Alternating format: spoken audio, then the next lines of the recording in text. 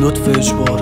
هنو هر شب دود میکنم، سرفه میخوره پای حکم امضام. هر سال میگم سال برد امسال، باز سال بعد میشه بغض پنهان. جلو آینه نمیدونم سرخم کنم یا سر بلند کنم بگم تخمته داشت. هنو میپیچه اون حرفا تو گوشم که نمیتونی نمیرسی هرچی که بودن. انداختن دور گردنم دروغ که ندارم، حتی فردای خوبم ای پاچیدن و کوبیدن و رفتن باز، ولی نمیدونم خودشونن دست انداز. من حتی 6 سالگیم رپ میکردم، یه رو میرسه میکنم روی اپ پرواز. بده بره دیگه هرچی که بده برات، منم یه رو گذاشتم لب مباد، ولی قول دادم به خودم صبر بمونم که آرامشو حس کنم ته شبام. یاد گرفتم پریز کنم، خودمو بم به تغییر کنم، دورمو پر از مشیش کنم، بسازم رویامو قطعیش کنم. میمونه یاد من همه شبایی که گذروندم لب در تنهایی رو الکل مست کنار دستم. بلانت بود و منم اهل خرابی نمیکنم، ولی تاریخو تکرارش. حتی اگه بکنم یادش توی تاریکی کرد پیداش، نور خدا میکنه هیتابش. میمونه یاد من همه شبایی که گذروندم لب در تنهایی رو الکل مست کنار دستم. بلانت بود و منم اهل خرابی نمیکنم، ولی تاریخو تکرارش. حتی اگه بکنم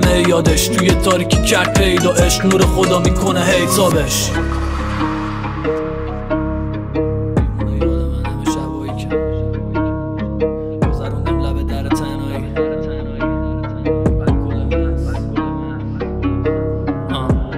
انقدر پرم الان تنها فقط خوبم، روی ورق میاد حرفا بر خودم.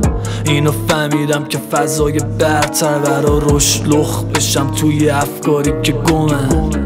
یه جورایی میشه الهام بهم بنویسم جای این که احساس بشه، عشق بشه بخواد بیاد پایین از چشم. وقتی میپرسن غم داری انکار بشه.